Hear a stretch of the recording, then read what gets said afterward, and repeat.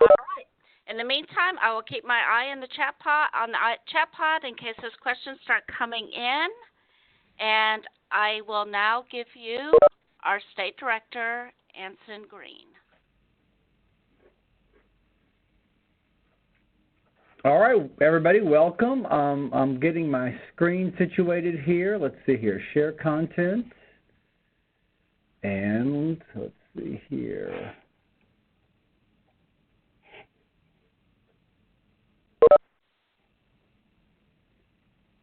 Oh, I think we lost the feed here. Hold on.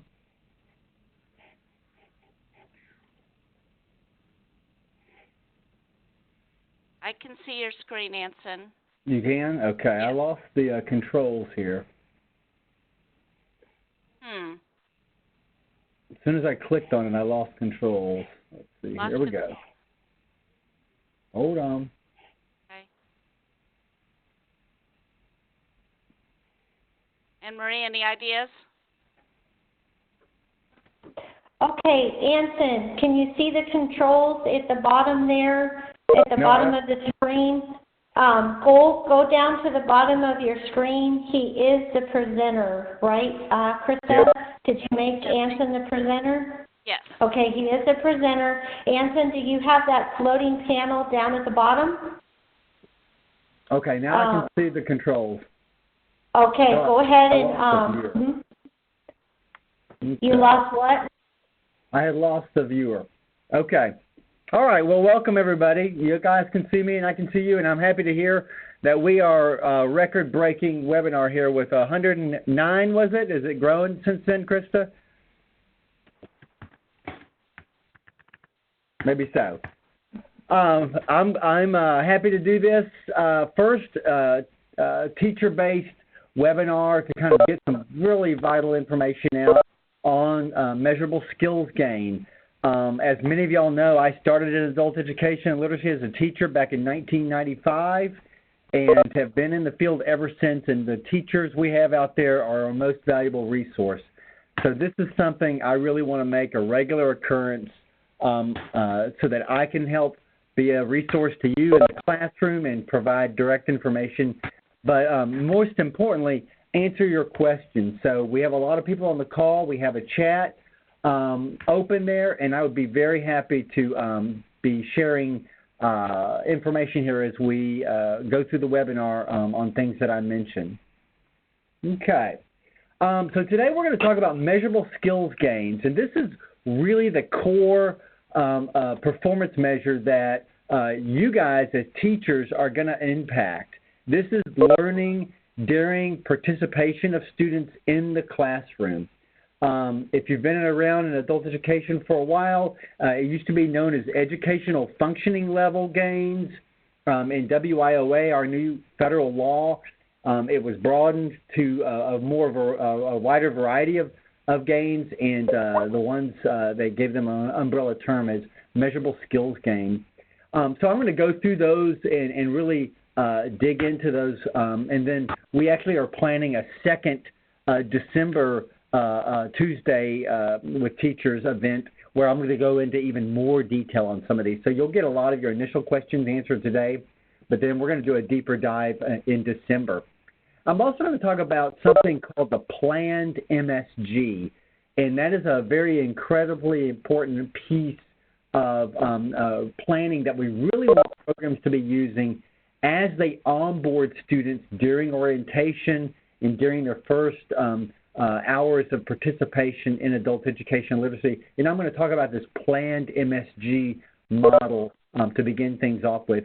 And then we'll also talk about a little bit about periods of participation and how do they relate to testing. So let's get into these measurable skills gains. What are they? How are they designed? And how are they defined? First off, measurable skills gain is a term that describes a wide variety of skills, not just academic skills, reading, writing, math, English as a second language, but skills in technical training, occupational skills, and other forms of progress that lead towards credentials or lead towards employment. So it's a very expansive term. which is why it was changed from educational functioning level gain, which is very academic in its definition, to something much broader. It's measured during the program year, so as I mentioned, while students are in your classes, this is the measure that most likely you guys are going to be impacting the most. It is a common measure across the other Workforce Innovation and Opportunity Act core programs. So your workforce centers that do training and provide education for youth, they're using these same measures, and our vocational rehabilitation programs are using these same measures. So there's some durability and transferability across the core programs. For those of you that are really nerds on performance and data, all the information I'm going to talk about today is in our policy letter, AEL letter 0118, change 1. If you're not familiar with those letters, you can go to the link on this PowerPoint and you can start to go through and find the different letters that we publish. These are our mechanisms for distributing policy to the grant directors, to your bosses out there in the grants. The AEL letter numbering essentially means the letter came out in 2018, and it's the first letter, 0118. The change 1 means that we've already changed the letter one time, so we made an amendment to the letter. Could have been a mistake, might have been an enhancement to the letter or something, but we've changed the letter once. So go check that out if you want more information on measurable skills gains. Anson, Okay. we already have our first question. Okay. It says, this is from Gareth Wingfield. Would this mean that students that are completing things like medical assistant certification as part of our programs can count that as a MSG? That's a great question, and I'm about to get into that type of question right now. So let me go through some explanation on the different types of measurable skills gains, and then we'll see if we can be answering that question effectively. Thank you, Krista. Very good. Okay. Any other questions? Not initially yet. Okay. Yep, we're good to go. Okay. So there are 6 different types of measurable skills gains, and I want to kind of walk through these real briefly. We're going to only address 3 of them today, but they are numbered 1A, 1B, and then 2, 3, 4, 5. On this webinar, I'm not going to get into the reasoning behind the 1A and the 1B, but if you see me at the Taylor conference in February, I'll be happy to describe that to you because it's very complicated and very bureaucratic. But essentially, there are 6 different forms of measurable skills gains. Now, we have broken these measurable skills gains up into 2 categories. Some we call the basic education measurable skills gains, and we're going to be describing those today in the webinar. And the measurable skills gains for basic education do just that. They measure basic education, reading competencies, writing, ESL, and math competencies. And then the other grouping, the other 3 measures, are called workforce training and integrated education and training MSGs. And these measure technical training. So we have post-secondary transcript and report card, we have progress milestone, and we have skills progression as different types of measurable skills gains for workforce training. So in the previous question, the question was about medical assisting. And in the medical assisting, in terms of the technical training, like the blood taking or the measurement or any types of other procedures that a medical assistant might perform, that type of performance would be measured on these workforce training in integrated education and training MSGs. So they are very technically or occupationally driven measurable skills gains. And then these basic education ones measure reading, writing, math, ESL. When you're doing, just to go into one more little aspect of the question that was asked about medical assisting, in a medical assisting integrated education and training program, the grantee and the instructors are required to deliver both basic education, MSGs, and workforce training MSGs because we want to have measurement on, are the students learning in the class in terms of academic learning, and are they learning the technical skills for the IET? So if you go back to that policy letter that I mentioned in the previous slide, all of that stuff is described in great, great detail. Great question. And what we'll do today is, as I said earlier, we'll be going through these basic education MSGs. The workforce training MSGs we'll cover at a later date. Okay, so let's look at these measurable skills gains for basic education.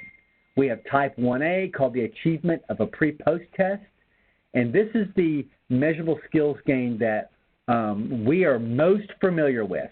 This is testing and post-testing, pre-testing and post-testing, and this is what adult education has done since I've been in the field since 1995 to show performance. So that is one we're familiar with. I will tell you right now, about 95 to 96% of the skills that are measured in Texas by all of our teachers are coming from pre-post testing. But I will also tell you that the other measurable skills gains for basic education, post-secondary enrollment, or the 1B, and the high school equivalency are very exciting, and they are ones that we hope to see grow in our programs and teachers start to use these more. So I will describe those also in this webinar, and then we can really, I think you'll see why those might be great options for some of our students. Okay. Before I begin and get into the details of the measurable skills gain, I want to talk a little bit about planning. And I think when I'm talking to teachers, I'm always comfortable talking about planning because when you get students in your class and they come in for the first time, often what you like to do is plan a little bit about what does the student need, why did they come to the program, and what am I going to do as a teacher to help address their objectives.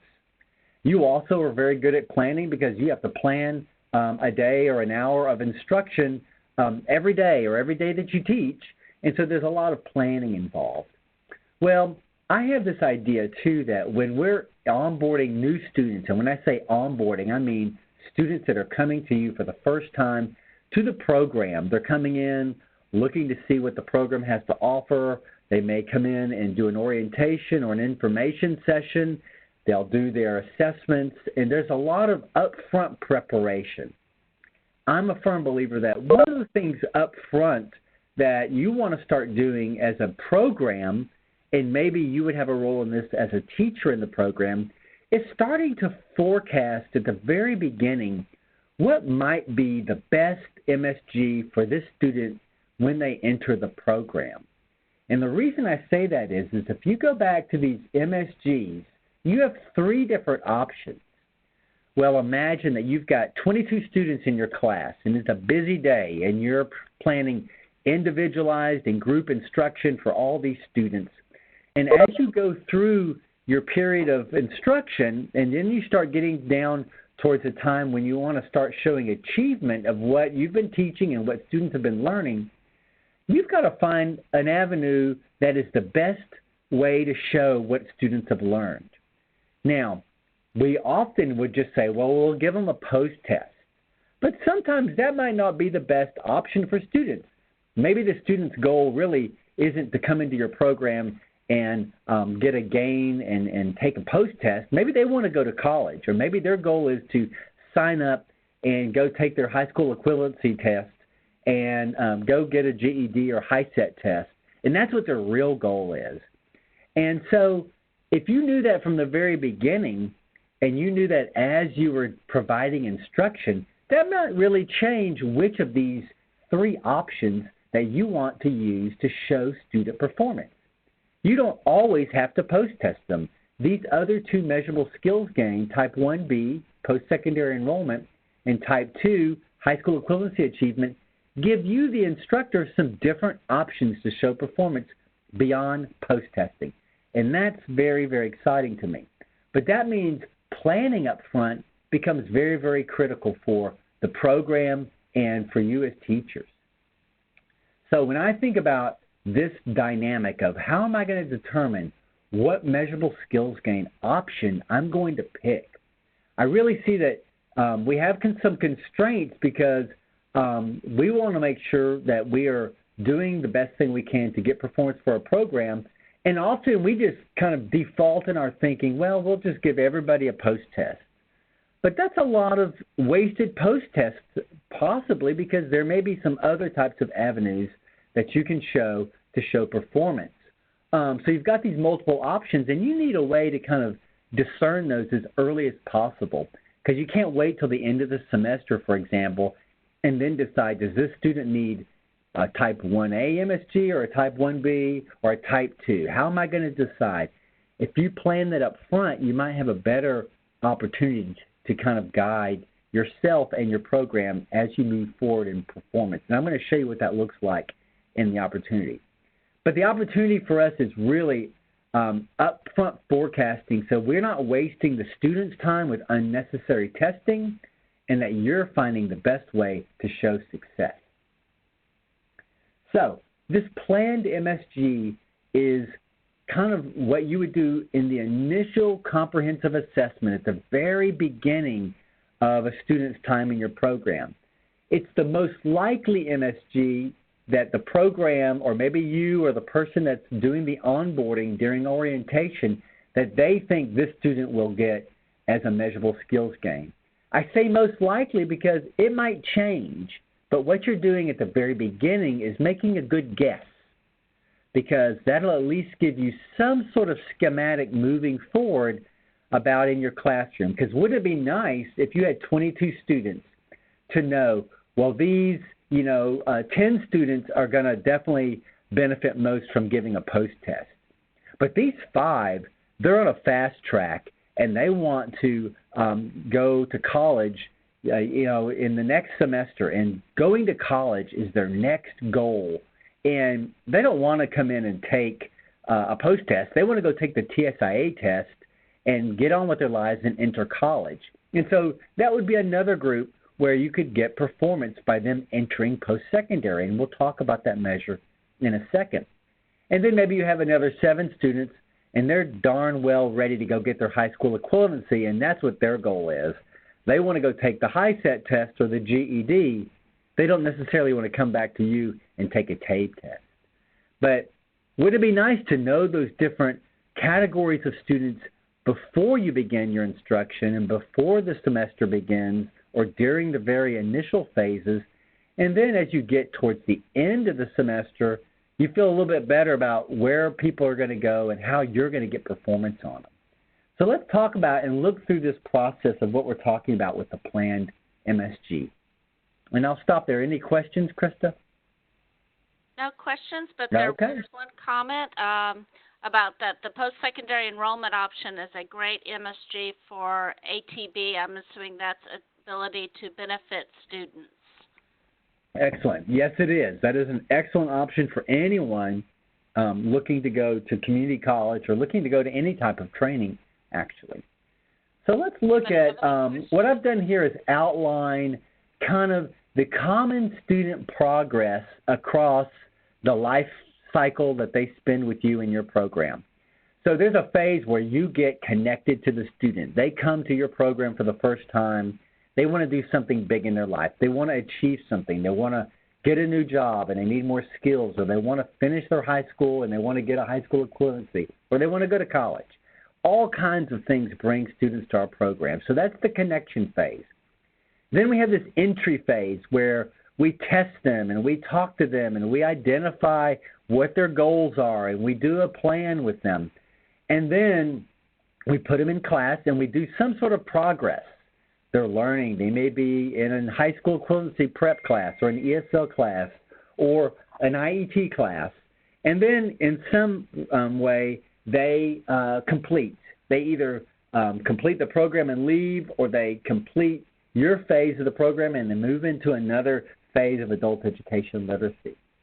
So follow me across those 4 dimensions of kind of student activity. And so if we look at these in terms of activities, we see on the left in the connection phase, this is where we get students. This is where they're coming from.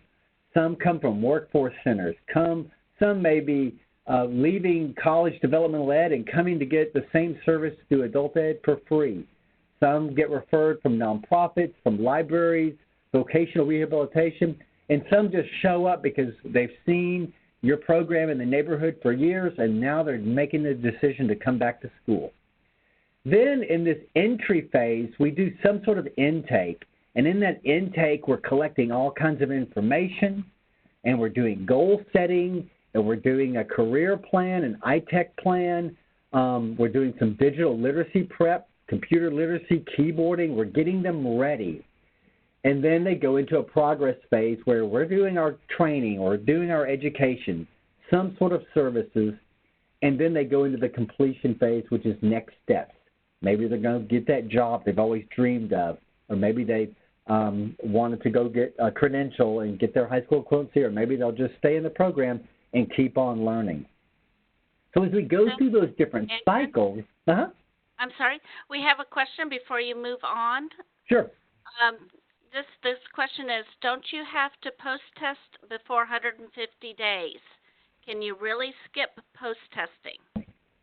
Yes, we're going to talk about that in just a second. So excellent question, and there are ways to skip post-testing. That is really one of the main messages that I want to send to our teachers out there. So let me get through, I'll go through this planning phase, then we'll talk about those different measures and why and how you could do that. So in this phase of sequences, right here is where I think defining this planned MSG, where you're doing the onboarding. And here, then you know better by identifying, well, I think this student is going to go on a fast track to get a high school equivalency. And so I won't need to post-test them, but I'm going to work on their high school equivalency, and let's hope they get it because that'll give us a performance gain. Or they're going to go to college, and let's use that as our measurable skills gain. So it helps teachers focus instruction, it helps get gains more quickly, and it reduces unnecessary testing. And then it also helps facilitate the transition into the next phase for the student because now they've got their high school equivalency and they can go to college, or now they've got they've entered college and now they can get on with their life and get a training certificate or something like that. So there's some planning here, and I want y'all to really think about these different cycles. And first off, ask the question, are we doing planned MSG in our program? And if you're not, definitely encourage it. And if you are, see how you can get involved as an instructor because we really need talented people doing it. So let's get into these different measurable skills gains, and then we'll answer the question that came in as we go through these.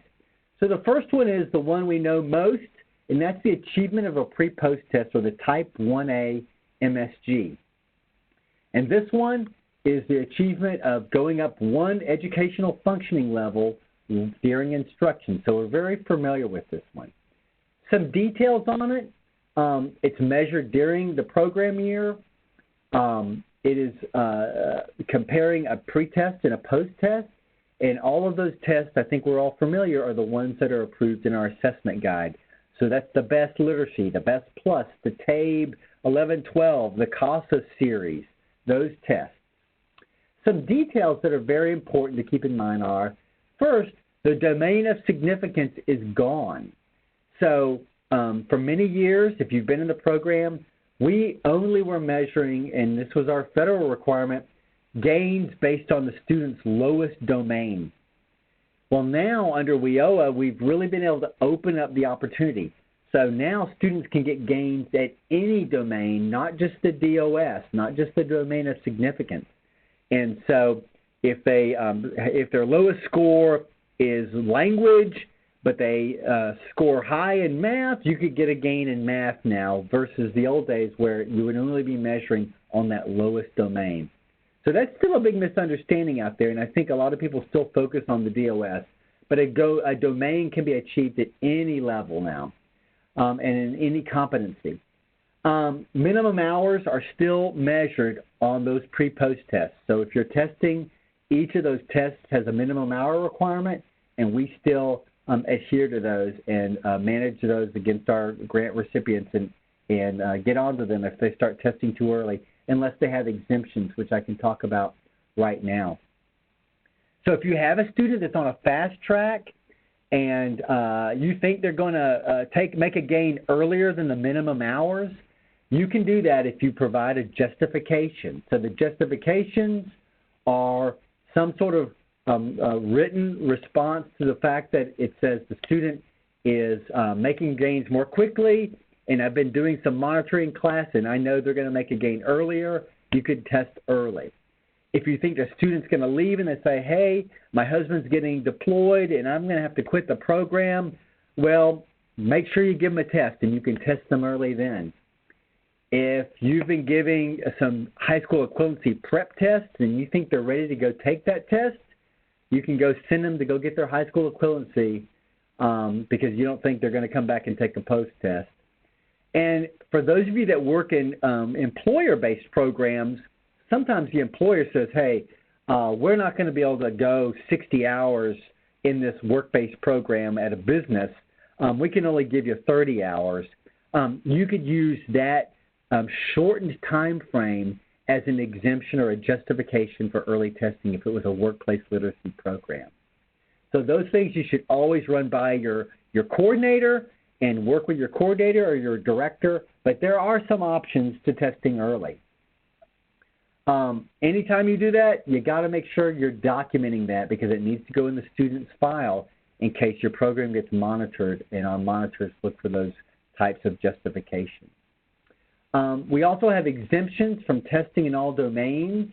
So you're able to test only in certain domains if you find some reasons why else to do that. So a very popular one is students come in and they say, hey, I've passed 2 sections of the Texas Success Initiative assessment at our college, and all I need is my math test.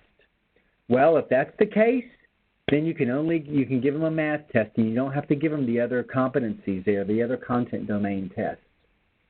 Similarly, if a student comes in and says, hey, I've passed all the sections of the text chase or the high school equivalency, and all I need is my math, for example, well, you could just give them a TABE math test or a CASAS math test, and that would be all you'd have to do. You wouldn't have to test in those other domains.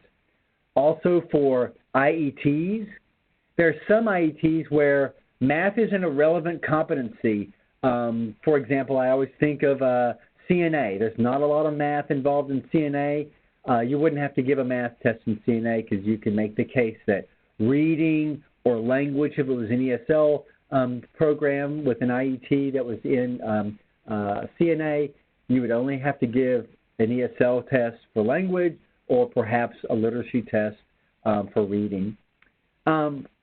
And then you may have other documented reasons for only giving a test in one domain. And if you have those, document them, discuss it with your coordinator or your director, and you can move on and only kind of reduce that testing pressure on students.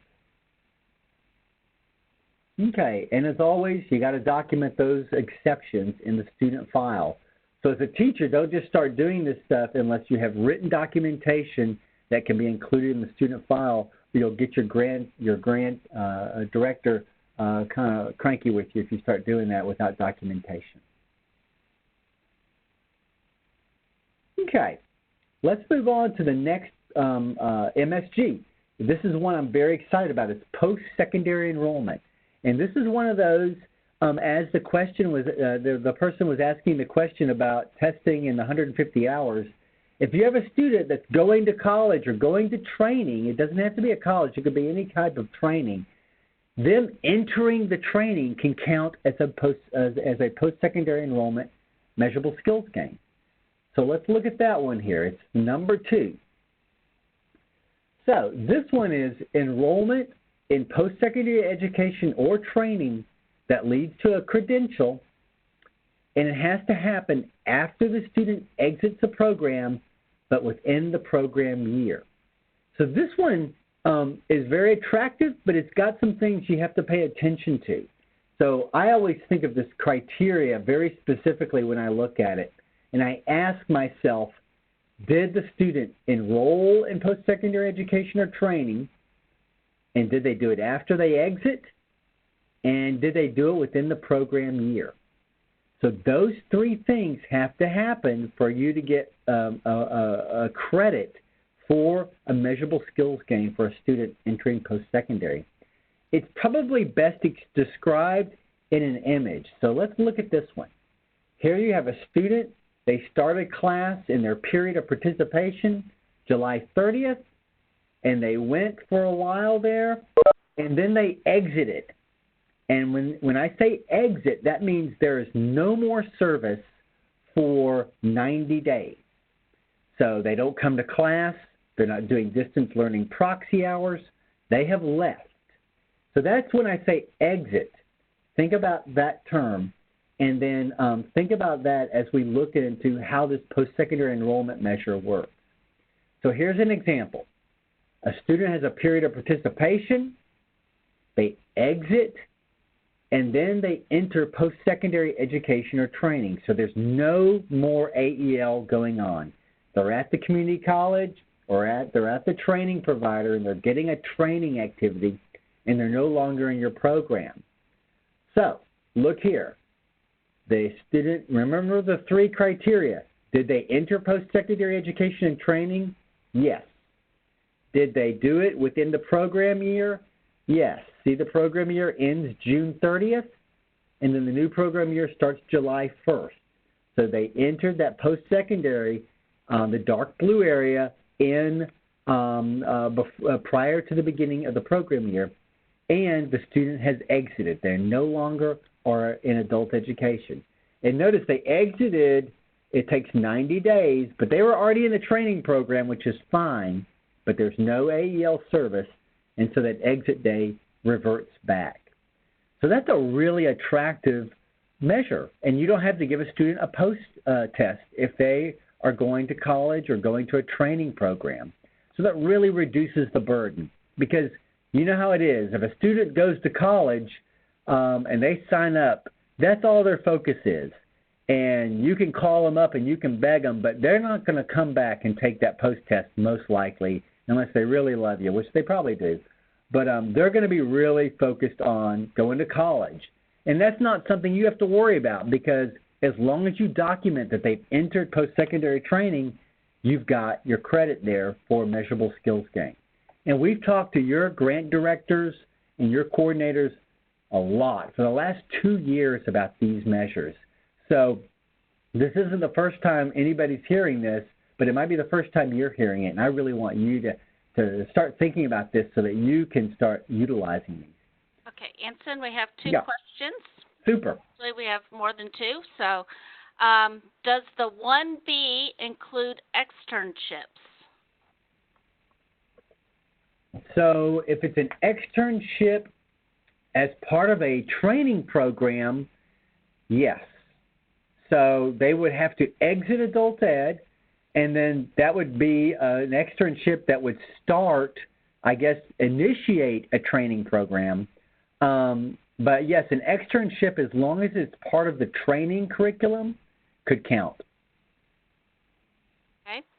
Another question is, okay, if they decide to enroll at TJC during their POP, even if we haven't seen them in 2.5 months, doesn't count for MSG.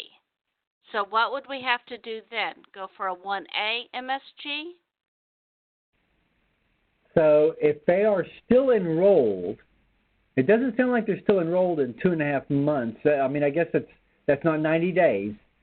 So you'd have to wait the 90 days, and then you could use this one. If you feel like the student's going to come back to AEL and their period of participation, their POP, is not going to close, then no, you couldn't use this one. The student has to exit, and that takes 90 days. And 2.5 months, no matter how you count it, isn't 90 days. So, yes, in that situation, you'd have to post-test the individual if their POP was still open. Great question. Right. And one more. A student comes to a GED class and has passed the reading language test and a math test, and the student needs to pass only the science and social studies test to obtain the HSC certificate. Which test should the student be given during orientation? Well, during orientation, it's required to give one of the standard AEL assessments.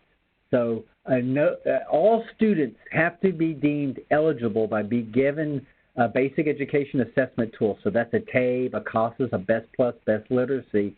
Those tests must be administered as a pre-test during orientation.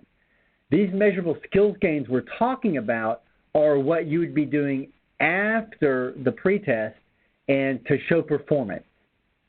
So you still have to give those standardized tests. In that example, you'd most likely be giving a TABE 11-12 or a CASAS reading goals or math goals test if they're taking their high school equivalency in English. Any other questions? Nope, that's it for now. Thank you. Okay. Well, all right, so let's look at this example on the screen here because this is what gets me really excited. Look at this. Here is a program only 25 hours long, and there's a lot of these out there now because of this performance measure. So this is an intensive boot camp, and you guys know, especially if you work at a college, that colleges love these things because it really gets students ramped up and ready to go to college, and it's short term. So they may go 20 hours. I've seen them as short as 10, 15 hours. And the goal is to enter college. So the students get a brush up. They're trying to leapfrog possibly some developmental ed classes. And they're really learning often a lot of math and other skills because that's where students often have big gaps. So here, AEL is providing a boot camp like this through your funding and through your instruction, and the students are getting ramped up, and then they go to the college, and they go to the community college, and whoopee, everybody's thrilled because these students have entered college. Well, you don't have to give them a post-test because they've entered college. And if you see from the image, they go the 90 days.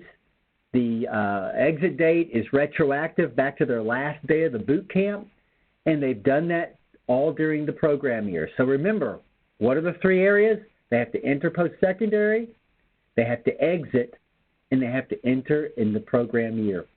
So here they're entering a community college in the program year. So that's a great example, and that's high value to students because that's an exciting program. It gets them into college, and you don't have to worry about trying to get a post-test on all these students because they're more focused on taking that TSIA test and getting on with their lives than they are coming back and taking a post-test. So two good examples there of the Type 1B post-secondary enrollment boot camp. All right. And question?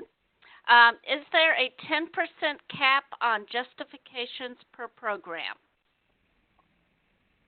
A 10% cap on the justifications for the program. That is going to be a cap on number of exemptions, I'm imagining. I'm guessing so. Yes. Yes, that would be the exemptions. There is a 10% cap. So we start monitoring that at 10%, and that is something we get held to by the feds, by the federal government. But I can tell you they have been less interested in that for some reason. They haven't been dinging us on that because sometimes we go over. But I would advise still to maintain that 10% cap because that does get looked at by the Department of Education. But we have plenty of programs that don't get close to that 10% cap on that. So great question. Thank you. Any other questions? Not right now. Thank you. All right. And I really appreciate these questions. You guys are great. This is going to make me want to do these every Tuesday. I'll tell you what, I love it. Okay. Here's our last basic education MSG. It's called the High School Equivalency Achievement, or the Type 2 MSG. So this one here, if we go through and I scroll down, it's our last one there. And this is basically the documentation of a student getting a high school equivalency if they lack the high school equivalency when they came into your program or diploma.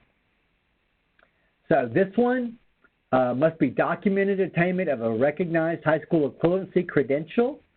And that documentation is very easy because we match with the Texas Education Agency database every night to match those high school equivalency tests. It can be a Spanish or an English high school equivalency. So that's one thing a lot of people don't know. we accept and you can get performance on high school equivalency with a Spanish GED test. We don't do a lot of those in many parts of the state, but some areas of the state do a lot of those. So it is conceivable that you could have a student that's an ESL student and they get a Spanish high school equivalency test, and that would be that could count as your measurable skills gain. So we love to see those grow in the state because it really boosts the self-esteem of students. They get that high school completion, they're going to really want to stick around and learn English and maybe move on to a training program or something. It results in the Tex Chase certificate. I think we're all familiar with that, the Texas Certificate of High School Equivalency. And the high school equivalency must be dated on or before the year. So this has to happen during the year, during that program year of instruction from July 1st all the way through June 30th. So that's it for these three different types of measurable skills gain. And I want to start opening up for questions now, but I want to end here by showing you the different resources we have where you can dig down and drill deep into more of this information. So one of them is the AEL letter 0118, change 1, which I talked about at the beginning of the webinar. And the other one is our new assessment guide, the 2019-2020 version of the assessment guide. Now, if you go to this link here, it's not been posted yet, but if you ask your director, I have sent them all an electronic version of the new guide. We just haven't got it prepared for posting online yet. So I'll be very happy to open it to questions now. Anyone? Krista, you got some questions for us? I do not. Mahalia did respond to Gareth and his question about the 90 days and the waiting period. So she's got that in the chat pod. But does anybody have any questions that they would like to ask at this time?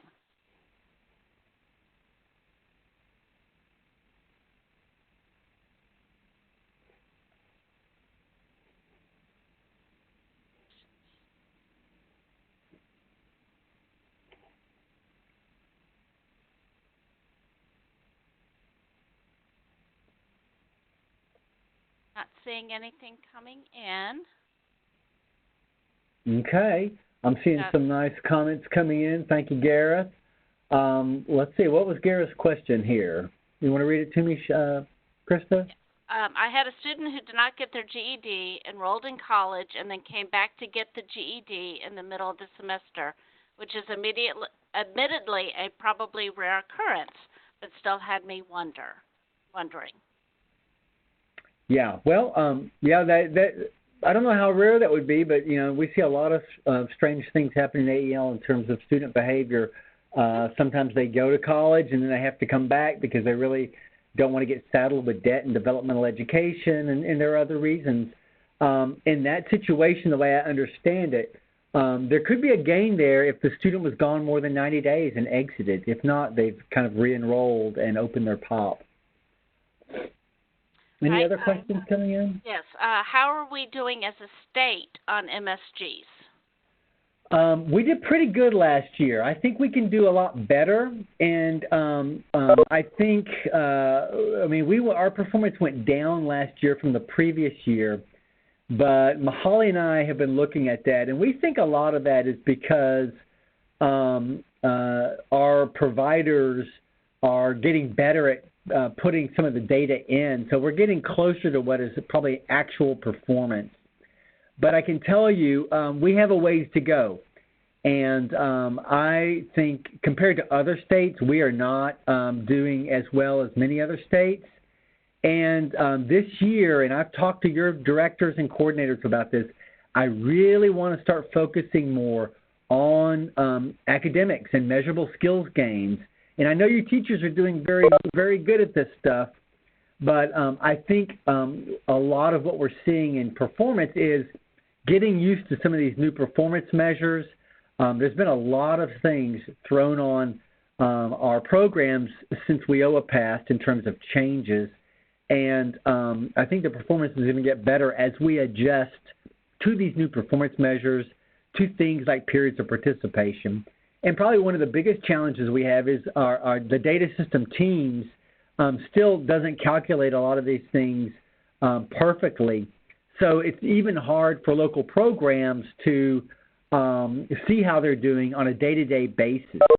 There's lots of work going on to remediate and fix teams. We spend hours and hours every week working on that, but I'm learning to appreciate just what a heavy lift it is to modify a data system like Teams and get it to do all the new things we're required to do with WIOA. Saw some other questions come in. Christy, you want to let me know? Yep. The next one is, are the Spanish HSCs available in the DFW area? In terms of testing centers, what you have to do is call your testing center, or you may check the TEA website. Someone may know this better than I do. I don't know if the TEA website lists which tests different centers provide, but they are not offered everywhere. So it's a great question. And before you go down your merry way and start prepping for high school equivalency in Spanish, make sure that there's a testing center available in your local area that provides it. So great question, but the homework is to call your local testing center and ask them. Super question. Okay. Another question is, will it be safe to ask our ESL students if they want to take the GED test in Spanish? And if some would like to take the test, how do we go about getting that done for them? Okay, great question. I think it's safe. I think, though, you want to make sure you're being a good leader to your students and making sure they understand kind of how all of those things work. One of the things you definitely would want to get some input on is the level of education that the individual has in their Spanish-speaking country. If you've got people that have high school diplomas or college degrees and they're very fluent in Spanish, they could probably go knock out a high school equivalency quickly, especially if they're high school, you know, freshly out of school in Mexico or another Latin American countries.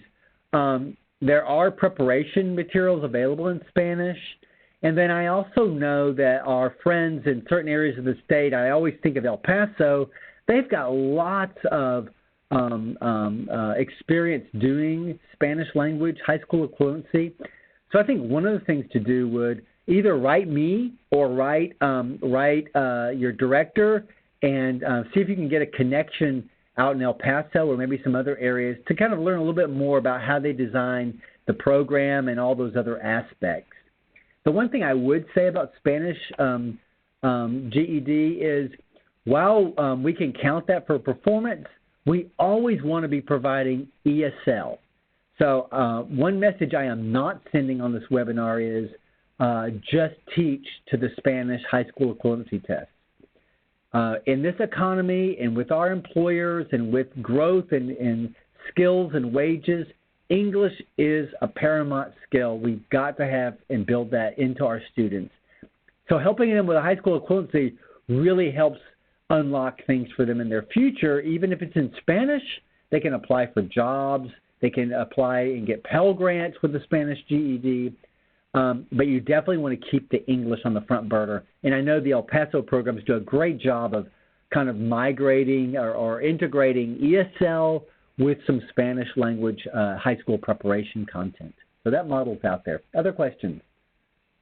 There just were some comments and other people answering the question about the Spanish HSE. Great. And Mahalia responded to Ginger about the 10% cap on early testing. Okay. And that's about it for right now. Any other questions from anybody?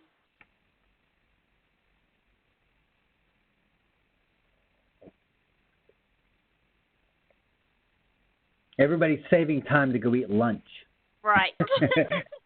Well, as we wait for questions, I do want to tell everybody, and Krista, correct me if I'm wrong here, but the next webinar that I'm going to be on is going to be on the 10th of December, and we're going to deep dive into some more of these same performance measures. So don't think that you learned it all right now. This was just kind of a thumbnail sketch.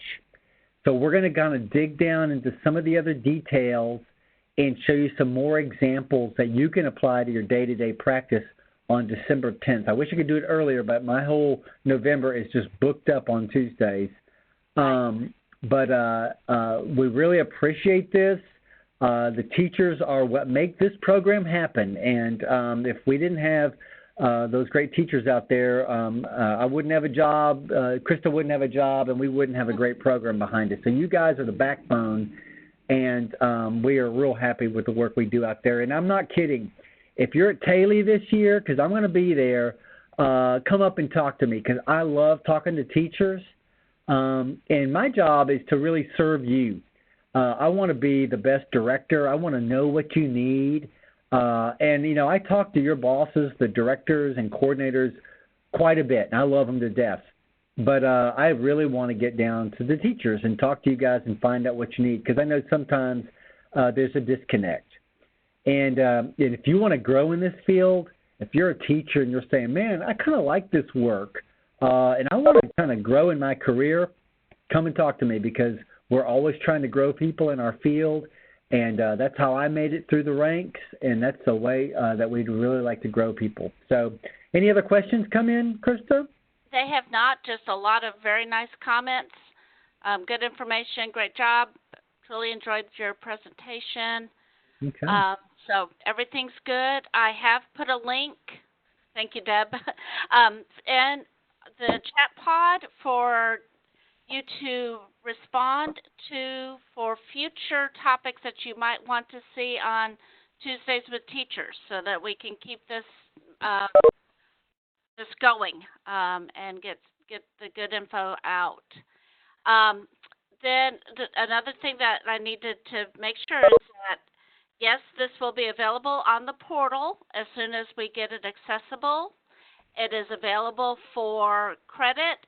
It'll take us a little while to get everybody, give you the credit in the portal, but soon you should be able to see it in your transcript, and that's how you will get your certificate and your credit under the completed section on your transcript. Did I get everything? I think, I hope. So please follow that survey. I think that's it. All right. It looks like we have about 125 people in here, so that's fantastic. It's amazing. All right. Right. Well, thank you all, and we look forward to next week, or the December 10th, not next week, December 10th when I'm back. But yeah, send us your feedback. We'd really like to customize these on what you need, and I really like the questions that came in. It showed that we got some really savvy teachers out there, and that just warms my heart. Thank you. Okay, thank you guys. Bye-bye.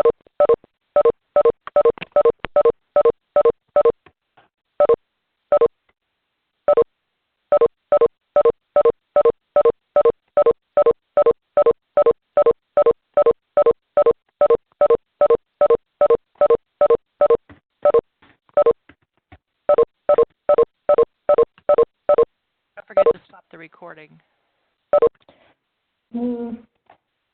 Great job, Chris.